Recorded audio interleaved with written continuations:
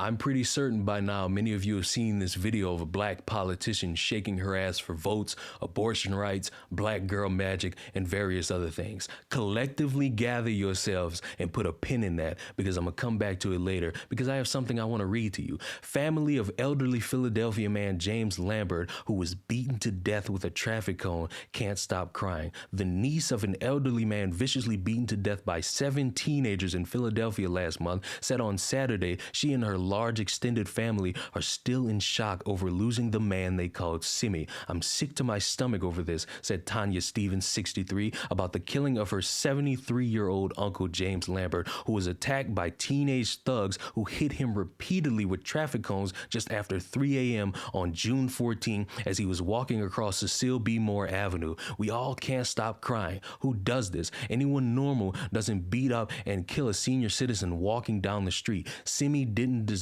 this. Disturbing video of the incident released by police Friday shows Lambert trying to walk away from the teens as they follow him and knock him to the ground with a cone. He tries to pick himself up and flee, but gets knocked down again while some of the teens smile and laugh. Lambert, who lived his entire life in Philadelphia, was taken to a local hospital where he died the following day from his injuries. Stevens doesn't know why her uncle was out so late, but she said that his walk was on a route he often took. None of the teenagers seen on video attacking Lambert had been arrested as of Friday. The Philadelphia Police Department is offering $20,000 of a reward for information leading to the culprits. A police spokesperson told the Post Saturday that there were no new developments in the case. These kids should come forward. Their parents should come forward. Something is very wrong when kids are out at 2 a.m. beating and killing an old man. We have lost God. We have lost family. What has happened to us? And guess what? Those teenagers, I think it was about 8 of them, those same teenagers that beat a man with a cone to death, that's a $20,000 reward over their head.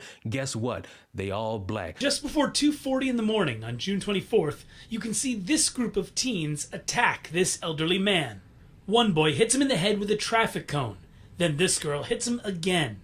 When first responders arrived, they found 73-year-old James Lambert lying on the ground. He was breathing and his eyes were open. However, he was not speaking at that point in time. Lambert died the next day. The medical examiner's office ruled it a homicide.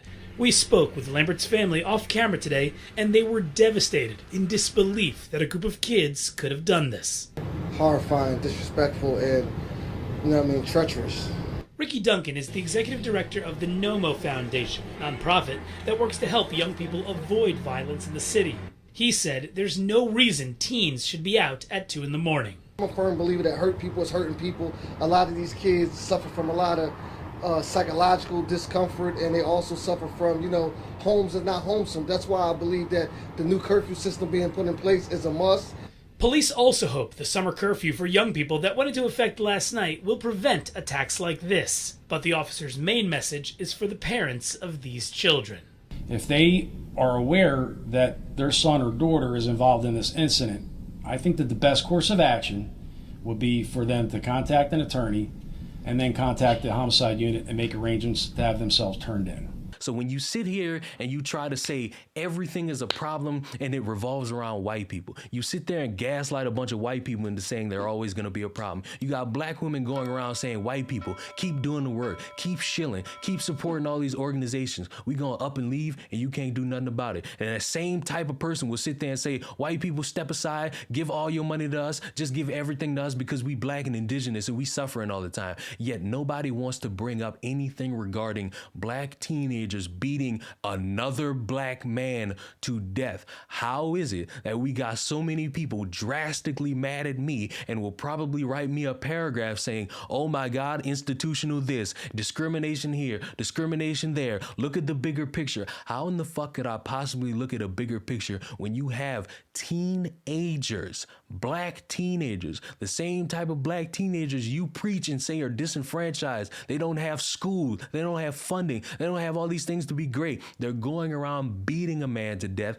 and you expect me to understand that the only problem to exist for a black person is white people? I've said it before, I'll say it again. It is alarming that in an organization where the concept of Black Lives Mattering is the key, you have numerous examples of black people, whether if they're people you've known about like David Dorn or a random man like this person, losing their life at the hands of black people, and nobody seemingly cares. It's not bloviated, it's not popularized, it's not put on posters, it's not grandstanded. Nobody like Al Sharpton, Ben Crump, Patrice Cullors, any of these people stepping up to actually defend this and say we don't stand for this, and if you're black and taking part in this, please stop, or you're a dumbass if you do it. We don't get none of that. We got, the suffering of the blacks against the whites. We got to make sure that we're fighting the good fight to end systemic racism and a white oppression and white supremacy and all these things. And in my pie in the sky mindset, let's say we do that. Let's say we get rid of all these things that are white, and we still got a problem with black people killing black people. At that point, are we going to come together and admit that it's a problem, or are we still going to grandstand and dangle a carrot about something else to a bunch of sheep that are just going to buy into it anyway? It is embarrassing that in a world where if you criticize BLM for this, some big dude who advocates for violence and bloodshed will also call you a coon for not backing BLM. Let's get back to Eric Adams, this mayor who is a Democrat, but he spews conservative and Republican talking points. At the end of the day, we have a name for someone like this, and this is someone we call a coon, right? Because he's a black man, and he's a white man in blackface, and a very conservative-minded white man at that. So what we have is a man with hundreds of people on the city's payroll, billions of dollars in budget, and 40,000 police officers. He has 10 victims in one night. The night before, he had 16 shooting victims on a train. And they say, what are you going to do about policing? And he says, what about BLM? Is America not smart enough to see him deflecting? Don't listen to what Eric Adams says. He gives great press statements. He's the master of the press conference. Some kid dies, he hugs their mother, he's holding up sneakers, he's crying. But what we elected him for, the city of New York, was to keep the city safe. This city is a war zone, and he can't stop it. So with all his power, he turns to BLM and says, what are you going to do? Well, I'll tell you what we're going to do. We're going to organize people in our communities to go out and preach a message of love and unification in the streets. Then we're going to be returned to the days of driving in our cars and police pulling us out and searching us for no reason. He is absolutely wrong. If he believes that we're going to allow our children to be stopped and frisked in the streets again, he is absolutely wrong. If they think that they're going to go back to the old ways of policing, then we're going to take to the streets again. There will be riots, there will be fire, and there will be bloodshed, and there will be bloodshed, and there will be bloodshed, and there will be bloodshed. All right, let me make it simple. Forget this is clearly a little bit over the head here. Do you condemn rioting and burning down buildings? Whose head? You're not answering the question. Do you condemn riots and burning down buildings after a police use of force incident you don't like? No, what I'll say is I understand when a police officer unjustifiably kills someone, why people lash out. I understand that completely. I didn't ask. Why can't you answer the question? I'm not going to condemn. You can't answer the nor question. am I going to condone it. Now, see, here's the thing. Isn't that cowardly? Osama bin Laden and those terrorists attacked the United States of America. Can you let me talk? Man. You have a show. You talk as much as you want. You seem to talk a lot of junk, and then when I put you on the spot, you won't answer a damn question. Do you condone violence? I'm answering the question. Or do you condemn violence? Answering the You're all question. over the place. Just I'm answering condemn the violence question. and burning of buildings down. How hard is this? Okay, so when Osama bin Laden attacked the World Trade Center, did you say America should deal with it peacefully? You're not answering the question, man. I'm posing questions to you. That has nothing to do with people burning down businesses in New York City. You're not going to answer the question, Hawk, but listen. Wait, okay, I'll give you this. I'll give you this. I don't condone it. I don't promote it, but I will not condemn it.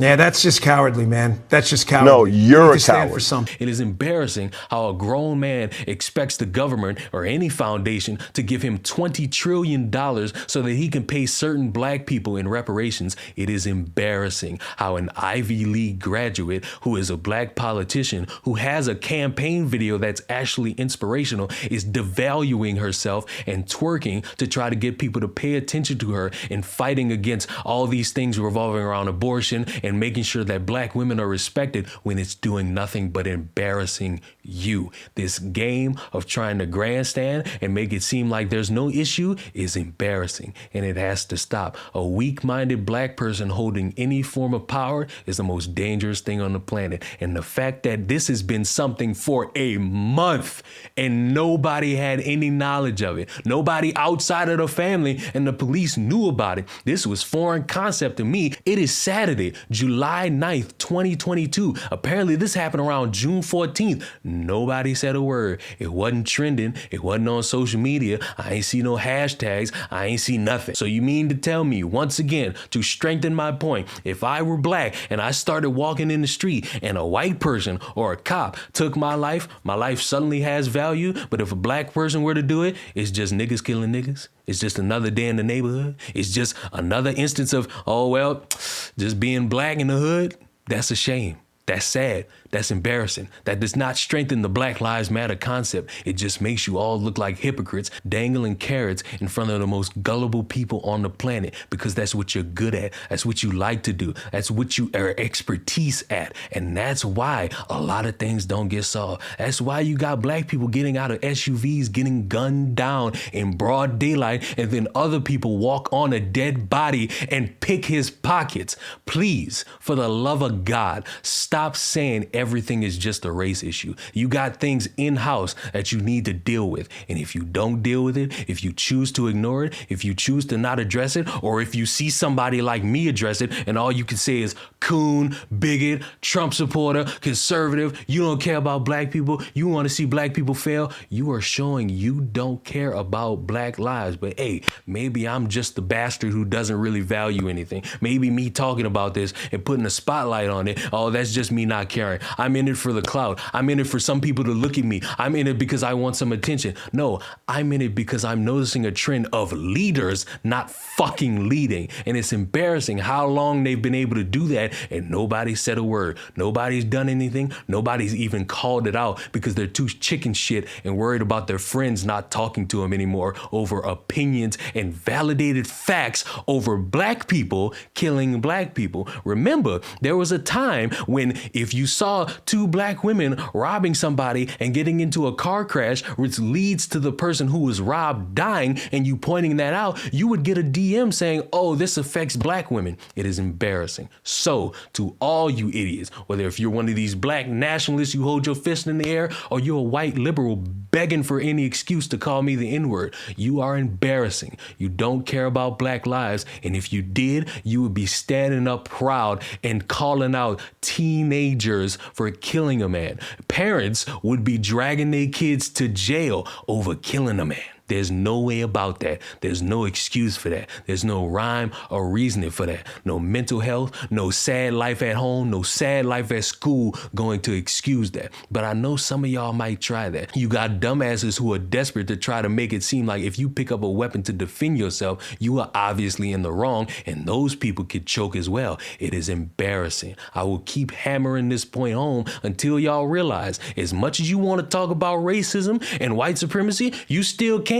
But you better start flapping your gums about black people who do wrong, because if you don't, you are proving black lives don't matter, convenient ones do, and a narrative is always gonna be what you follow. Fuck out of here.